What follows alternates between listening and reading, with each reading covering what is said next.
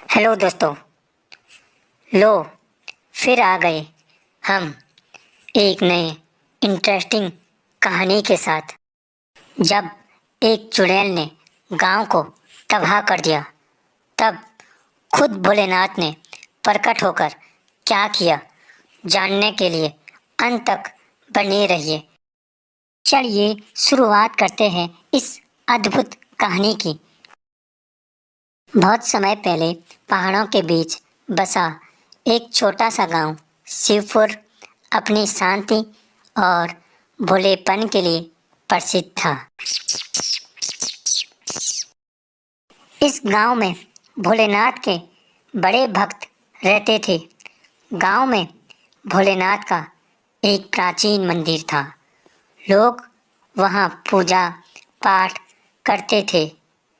लोगों का मानना था कि उनकी सभी समस्याएं भोलेनाथ की कृपा से दूर हो जाती है। एक दिन गांव में खबर फैली कि जंगल में एक चुड़ैल रहती है। उसने गांव के खेतों में तबाही मचानी शुरू कर दी। फसलें सूखने लगी, जानवर डर कर भाग जाते। लोग डर के कारण आपस में बातें करते, लेकिन किसी को पता नहीं था कि क्या करना चाहिए। गांव के सबसे बड़े भक्त रामू काका ने इस समस्या का हल ढूंढने का निर्णय लिया। उन्होंने मंदिर जाने का फैसला किया। वे मंदिर में गए और भोलेनाथ से उन्होंने प्रार्थना की। रामू काका ने सच्चे मन से प्रार्थना की, हे प्रभु, हम गांव वालों की मदद कीजिए। उसी रात रामू काका को सपना आया। सपने में भोलेनाथ ने कहा, चुड़ैल वास्तव में एक आत्मा है जिसे शांति चाहिए। उसने तुम्हारे गांव को नुकसान पहुंचाया है, लेकिन उसकी वजह से तुमने उसकी समस्या को समझने का प्रयास नहीं किया। कल सुबह जंगल जाओ और सच्चे मन से प्रार्थना करो, मैं वहां आऊँगा। कल सुबह रामू काका ने सारी बातें बता दिया और गांव वालों को जंगल जाने के लिए कहा। गांव वाले भी जंगल जाने के लिए तैयार हो गए। रामू काका और गांव वाले जंगल में पहुंचे। गांव वालों ने मिलकर ओम नमः शिवाय का जाप किया। ओम नमः शिवाय, ओम नमः शिवाय, ओम नमः शिवाय।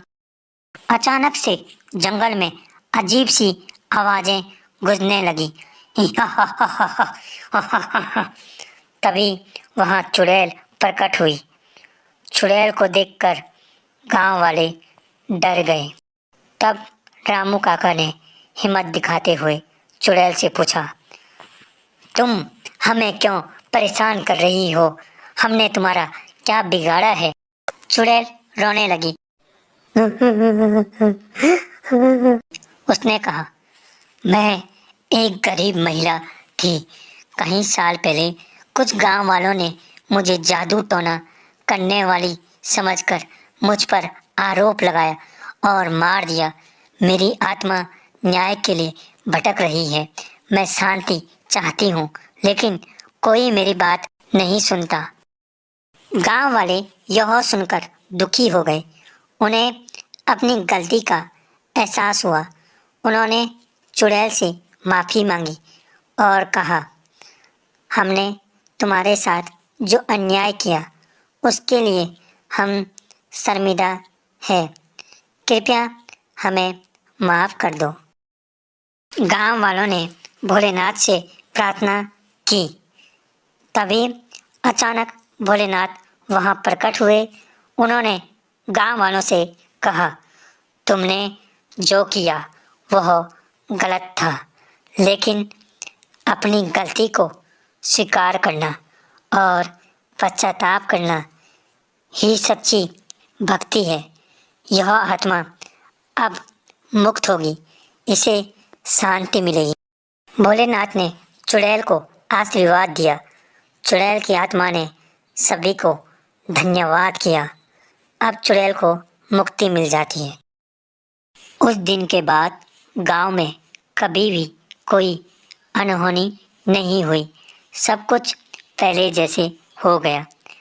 गांव वालों ने समझ लिया कि सच्चा धन केवल पूजा पाठ तक सीमित नहीं है, बल्कि दुष्टों के साथ न्याय तथा दया करना भी उतना ही महत्वपूर्ण है। दोस्तों, इस कहानी से हमें यह सीख मिलता है कि किसी के साथ अन्याय करना गलत है, चाहे वह कमज़ोर हो या शक्तिहीन। सच्चे पश्चाताप और भक्ति से हर समस्या का समाधान होता है। दोस्तों, अगर आपको यह वीडियो अच्छा लगा हो तो लाइक कीजिए, और हाँ, अगर आप चैनल पे नए हो तो चैनल को सब्सक्राइब कीजिए। मिलते हैं आपको ऐसे ही अमेजिंग कहानियों के साथ। धन्यवाद दोस्तों।